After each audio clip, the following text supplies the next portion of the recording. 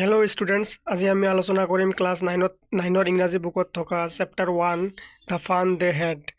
চেপ্টাৰটোত থকা সকলোখিনি MCQৰ লগতে বুকত থকা সকলোখিনি কুৱেশ্যন এনচাৰ্ছ আমি বহুত ভালকৈ আলোচনা কৰিম। চ' তোমালোকে ভিডিঅ'টো স্কিপ নকৰাকৈ প্ৰথমৰ পৰা লাষ্টলৈকে ভালকৈ চাবা। মই ভাবোঁ তোমালোকৰ এই ভিডিঅ'টোৰ পৰা বহুত হেল্প হ'ব। চ' ব'লা আমি ষ্টাৰ্ট কৰোঁ। MCQ number 1, how old are Marzi? মাৰ্জিৰ বয়স কিমান আছিল? অপশ্যন 1ত আছে 12, অপশ্যন বিত আছে 15 আৰু অপশ্যন চিত আছে 11। তো কাৰেক্ট এনচাৰ হ'ব অপশ্যন চি, কাৰণ মাৰ্জিৰ বয়স আছিল 11। MCQ নম্বৰ 2, what subject did Tommy learn? Tommy কোনটো ছাবজেক্ট পঢ়িছিলে? কাৰেক্ট এনচাৰ হ'ব অপশ্যন ডি, টমিয়ে হিষ্ট্ৰী আৰু মেথামেটিক্স পঢ়িছিলে। MCQ নম্বৰ 3, Margie failed in which subject? Margie কোনটো ছাবজেক্টত ফেইল কৰিছিলে? মাৰ্জিয়ে জিঅ'গ্ৰাফীত ফেইল কৰিছিলে। গতিকে correct option is option C.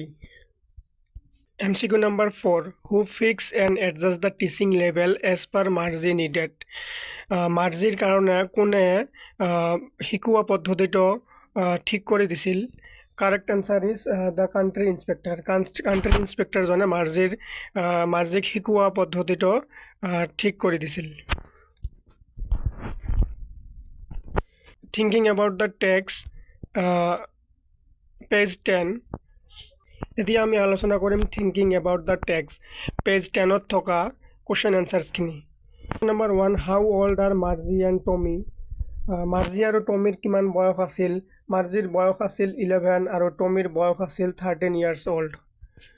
Question number 2, how did Margie write in her diary? What did Margie write in her diary?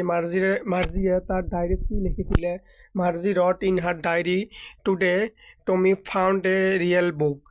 মাৰ্জিয়ে তাৰ ডায়েৰীত লিখিছিলে যে আজি টমি এখন সঁচা কিতাপ পালে। Question number 2, what did Margie write in her diary? মাৰ্জিয়ে তাৰ ডায়েৰীখনত কি লিখিছিলে? Answer, Margie wrote in her diary, today Tommy found a real book. মাৰ্জিয়ে তাৰ ডায়েৰীত লিখিছিল আজি টমিয়ে এখন প্ৰকৃত কিতাপ পাইছে। Question number 3, had Margie ever seen a book before? মাৰ্জিয়ে আগতে কেতিয়াবা কিতাপ দেখা পাইছিল নে? ন'। Answer, no'.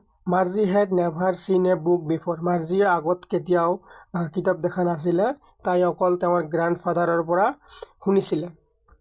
Question number 4, what things about the book did she find strange? তাই কিতাপৰ কি বিচিত্ৰতা দেখা পাইছিল বা অচিনাকি অমিল দেখা পাইছিল কিতাপখনত? Answer, the book had yellow' and wrinkle pages. বুকখনত থকা হালধীয়া বৰণৰ পাতবোৰ বা ভাঁজ খাই থকা পাতবোৰ, they did not move as the words move on the computer screen. আৰু বুকখনত থকা শব্দবোৰ কম্পিউটাৰৰ দৰে ইফালৰ পৰা সিফালে লৰি থকা নাছিলে। এইবোৰ বস্তুৱে তাই অচিনাকি বা অমিল পাইছিলে বুকখনত। Question number 5, what do you think a telebook is? Telebook বুলিলে কি বুজা? Answer, a telebook is a digital book displayed on a screen like book. Telebook হ'ল এখন ডিজিটেল বুক যিখন কেৱল ডিছপ্লেত প্ৰদৰ্শিত হয় বা আমি ডিছপ্লেত দেখা পাওঁ। যেনেকৈ আমি প্ৰকৃততে এখন কিতাপ দেখা পাওঁ, সেই কিতাপখন অকল আমি যেতিয়া ডিছপ্লেত দেখা পাওঁ সেইখনকে টেলিবুক বুলি আমি ক'ব পাৰি। Question number 6, where was Margie's school?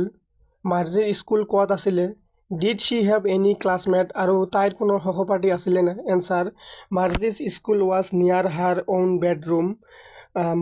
মাৰ্জিৰ স্কুলখন তাইৰ ঘৰত থকা নিজৰ বেডৰুমৰ ওচৰতে আছিলে। আৰু she did not have any classmate, আৰু তাইৰ কোনো সহপাঠী নাছিলে। Question number 7, what subject did Margie and Tommy learn?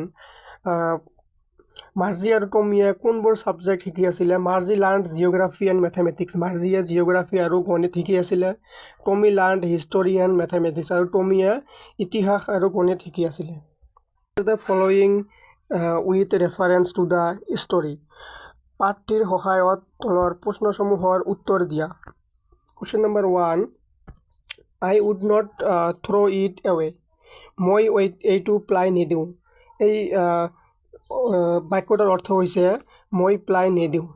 আৰু কুৱেশ্যন আছে হু চেজ দিছ ৱৰ্ডছ, আৰু এই বাক্যষাৰে বা এই ৱৰ্ডবোৰে কোনে কৈছিলে? Answer Margie says this words. Question number 2 what does it refer to, আৰু ওপৰত থকা বাক্যশাৰীয়ে কি বুজাইছে বা কি ৰেফাৰ কৰিছে? Answer it refers to the real book that Tommy found, আৰু এই বাক্যটোৱে টমিয়ে পোৱা প্ৰকৃত বুকখনক বুজাইছে।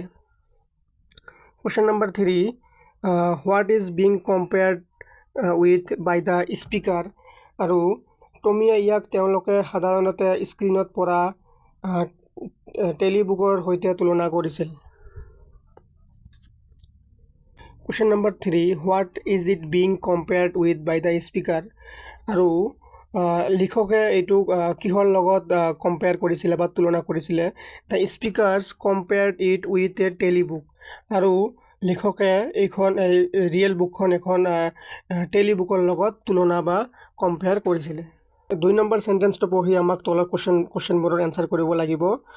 চেণ্টেন্সত লিখা আছে sure they had a teacher but it was not a regular teacher, it was a man. নিশ্চয় তেওঁলোকৰ শিক্ষক আছিল, কিন্তু আমাৰ দৰে নিয়মীয়া শিক্ষক নাছিল, সেয়া কোনো ব্যক্তি নহয়। Question number 1 who does they refer to? Who does they refer to? Answer they refer to the people of the old times. Question number 2 what does regular mean here? ইয়াত regular শব্দটোৱে কি বুজাইছে? Answer here regular refers to the mechanical teacher than they had. ইয়াত আগতে যিবোৰ নিয়মীয়া শিক্ষক আছিলে সেইটোক বুজাইছে। Question number 3 Question number what is it contrasted with? Answer it is contrasted with a normal teacher of earlier times who was a living human being, আৰু ইয়াত পুৰণি যি সাধাৰণ টিচাৰ আছিলে আৰু যি মানুহ আছিলে ইয়াৰ বিপৰীতে কণ্ট্ৰাষ্ট হৈছে। Answer each of these question in a short paragraph about 30 words. Question number 1 what kind of teacher did Margie and Tommy have? Margie আৰু Tommy কেনে ধৰণৰ শিক্ষক আছিল? Answer Margie and Tommy had mechanical teachers. Margie আৰু Tommyৰ যান্ত্ৰিক শিক্ষা আছিলে। They are taught on computers and television screens, আৰু তেওঁলোকে কম্পিউটাৰত বা টিভিৰ স্ক্ৰীণত শিকিছিলে। They did not have a living person as a teacher, আৰু তেওঁলোকৰ কোনো মানুহৰ নিচিনা টিচাৰ নাছিলে who would teach the pupils in a classroom. তেওঁলোকৰ কোনো মানৱ টিচাৰ বা শিক্ষক নাছিলে যিয়ে ছাত্ৰ ছাত্ৰীসকলক শিকাব। Question number 2 why did Margie's mother send for the country inspector? মাৰ্জিৰ মাকে কিয় গাঁৱৰ নিৰীক্ষকজনক মাতি পঠিয়াইছিল? Answer Margie's mother sent for the country inspector because Margie failed in geography test. মাৰ্জিৰ মাকে গাঁৱৰ নিৰীক্ষকজনলৈ মাতি পঠিয়াইছিল কাৰণ মাৰ্জিয়ে জিঅ'গ্ৰাফী ছাবজেক্টত ফেইল কৰিছিলে। and she wanted to check if the mechanical teacher or had a problem. তেওঁ জানিব বিচাৰিছিলে যে তেওঁৰ শিক্ষকজনৰ কিবা প্ৰব্লেম আছে নেকি, সেইকাৰণে তেওঁ কাণ্ট্ৰি ইনস্পেক্টৰজনক মাতি পঠিয়াইছিলে। Question number 3 what did he do? তেখেতে কি কৰিছিল? তেখেত মানে ইয়াত কাণ্ট্ৰি ইনস্পেক্টৰজনৰ কথা কৈছে। The country inspector checked mechanical teachers speed and control it and adjusted subject level according to the IQ level of Margie. আৰু ইনস্পেক্টৰজনে এই ডিজিটেল টিচাৰজনে কেনেকৈ পঢ়াইছিলে, কিমান স্পীডত পঢ়াইছিলে, আৰু যেনেকৈ পঢ়াইছিলে মাৰ্জি সেই হিচাপত পঢ়িব পাৰিছিলে নে এইটো চেক কৰি মাৰ্জিয়ে যেনেকৈ পাৰে সেই হিচাপতে পঢ়াব দিছিলে।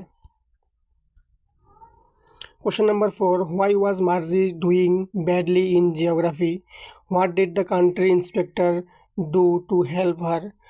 ইয়াত মাৰ্জিয়ে কিয় জিঅ'গ্ৰাফীত বেয়াভাৱে ফেইল কৰিছিল আৰু কাণ্ট্ৰি ইনস্পেক্টৰজনে কেনেকৈ তাইক হেল্প কৰিছিল। Margie failed in geography because the teacher's level was too হাই।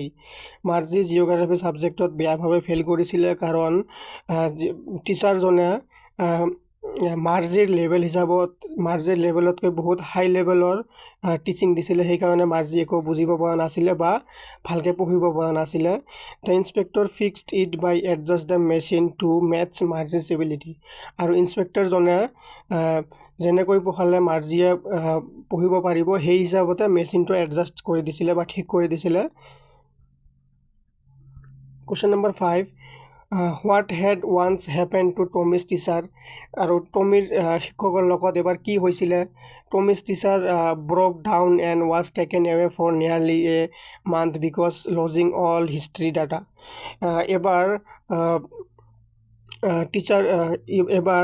টমিৰ টিচাৰজন পঢ়ি ভাঙি গৈছিলে আৰু যিমানখিনি ইতিহাসৰ ডাটা আছিলে সকলোবোৰ হেৰুৱাই গৈছিলে। সেইকাৰণে এমাহৰ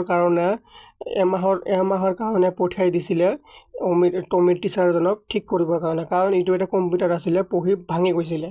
ইয়াৰ মেৰামতিৰ কাৰণে দূৰত পঠিয়াইছিলে এমাহৰ কাৰণে। Question number 6. Did Marzi have a regular days and hours for school? If so, why? মাৰ্জিয়ে ৰেগুলাৰ পঢ়িছিলে নে, ৰেগুলাৰ স্কুল গৈছিলে নে? যদি কৈছিলে কিয়? Yes, Marzi had regular days and hours for school because her mother said little girls learned better if they learned at regular. হয়, মাৰ্জিয়ে regular school গৈছিলে আৰু ভালকৈ সদায় পঢ়িছিলে, কাৰণ মাৰ্জিৰ মাকে কৈছিলে সৰু ল'ৰা ছোৱালীবোৰ ভালকৈ শিকে যেতিয়া তেওঁলোকে সদায় পঢ়ে। Question number 7. How does Tommy describe the old kind of school? টমিয়ে পুৰণি স্কুলবোৰৰ কথা কেনেকৈ বৰ্ণনা কৰিছে। Tommy says that old schools were different. They had a special building and all kids went there to study. টমিয়ে পুৰণি স্কুলৰ কথা বৰ্ণনা কৰি কৈছে যে পুৰণি স্কুলবিলাকৰ কাৰণে এটা ডাঙৰ অট্টালিকা আছিলে য'ত সকলোবোৰ ল'ৰা ছোৱালীয়ে পঢ়াৰ কাৰণে গৈছিলে। They laughed and shouted in the school yard. আৰু তেওঁলোকে স্কুলৰ চৌহদত চিঞৰ বাখৰ কৰিছিলে, হাঁহিছিলে।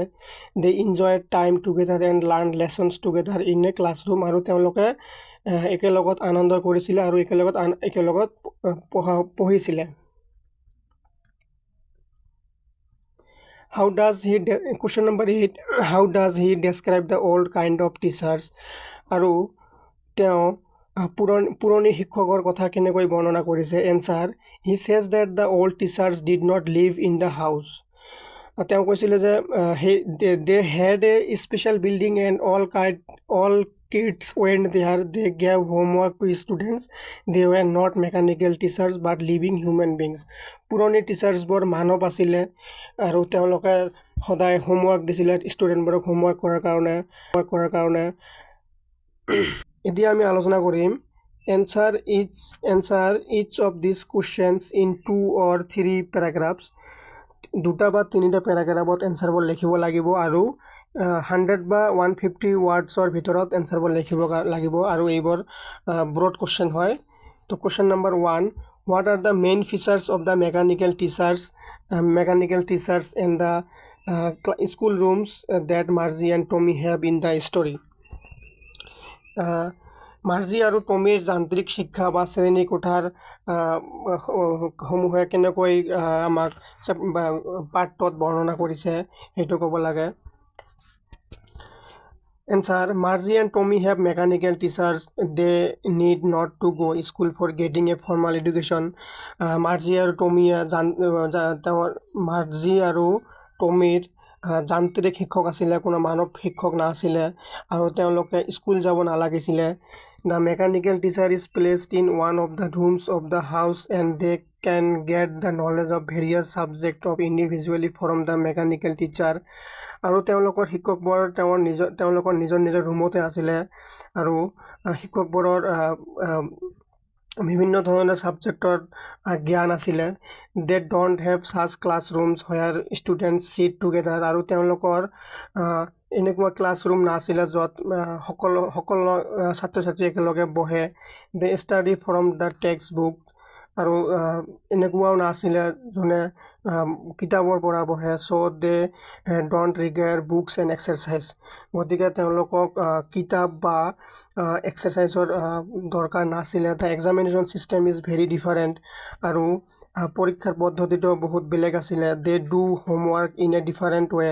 আৰু তেওঁলোকে হোমৱৰ্কো বেলেগভাৱে কৰিছিলে. Margie has to write them out in a punch code. আৰু তেওঁলোকে এক্সাম দিছিলে OMR শ্বীটত. পাঞ্চ কোড মানে OMR শ্বীটত এক্সাম দিছিলে. So' the system of the education is technologically advance and not based on printed books.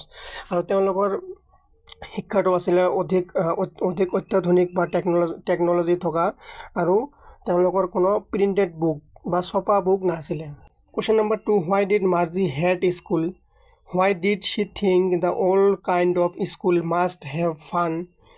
মাৰ্জিয়ে কিয় school বেয়া পাইছিল আৰু তাইৰ মতে কিয় পুৰণি স্কুলবোৰ আমোদজনক বা আনন্দময় আছিলে? Answer: Marzi hated her school because Shi head A mechanical teacher. তেওঁৰ স্কুলক বেয়া পাইছিল কাৰণ তেওঁলোকৰ স্কুলত যান্ত্ৰিক শিক্ষক আছিল, কোনো মানৱ শিক্ষক নাছিল. It was in her house. আৰু এইটো তাইৰ ঘৰতে আছিলে. She was supposed to sit in that room alone to complete her homework. আৰু তেওঁ অকলে তাইৰ ৰুমত বহি কৰিব লাগিছিলে. The part Margie hated most was the slot where she had to put homework and test papers. আৰু হোমৱৰ্ক আৰু পৰীক্ষাবোৰ দিয়াটো মাৰ্জিয়ে সবতকৈ বেছি বেয়া পাইছিলে. So' she thought that the old school must have been fun because the students used to sit together in classroom. They enjoyed, laughed and shouted in the schoolyard. Children needed company to enhance their skills. If they are isolated, they get depressed and rejected. এইটো rejected হ'ব. এইবোৰ বস্তু মাৰ্জিয়ে বেয়া পাইছিল. আৰু তেওঁ কৈছিল যে পুৰণি স্কুলবোৰ বহুত আনন্দময় আছিল কাৰণ স্কুলবোৰত ছাত্ৰ ছাত্ৰীয়ে স্কুলবোৰত একেলগে বহিছিল, বহুত আনন্দ কৰিছিল, আনন্দৰ লগতে শিকিছিল. Question number 3, do you agree with Margie that schools today are more fun than the schools in the story? Give reasons for your answer. তুমি মাৰ্গীৰ সৈতে একমত নে যে বৰ্তমানৰ স্কুলবিলাক কাহিনীত থকা স্কুলতকৈ বেছি আনন্দজনক? কাৰণ দৰ্শোৱা. Answer: yes, today's school are more fun than the future school discussed in the story. হয়, কাহিনীত থকা স্কুলবোৰতকৈ বৰ্তমানৰ স্কুলবোৰ বেছি আনন্দময়. This school has nothing but a mechanical teacher with no' emotion and sentiments. কাহিনীটোত থকা স্কুলবোৰত কোনো মানৱ টিচাৰ নাছিলে আৰু যান্ত্ৰিক টিচাৰবোৰৰ কোনো ফিলিংছ বা ইম'শ্যন নাছিলে. It does not have the ability to understand the psychology of a child. আৰু যান্ত্ৰিক টিচাৰবোৰে এজন ছাত্ৰৰ বা ছাত্ৰীৰ চাইক'লজিটো বুজা নাছিলে. Moreover it guides a pupil according to its adjusted moods. But today's schools work for overall development. কিন্তু বৰ্তমানৰ স্কুলবোৰে এটা ষ্টুডেণ্টৰ সকলোবোৰ ডেভেলপমেণ্টৰ কাৰণে শিকায়. The teachers are real human beings. They learn how to adapt themselves to the new surroundings and cope with the strangers. The students sit and learn together. These activities don't give vent to the feelings of depression, alienation and segregation.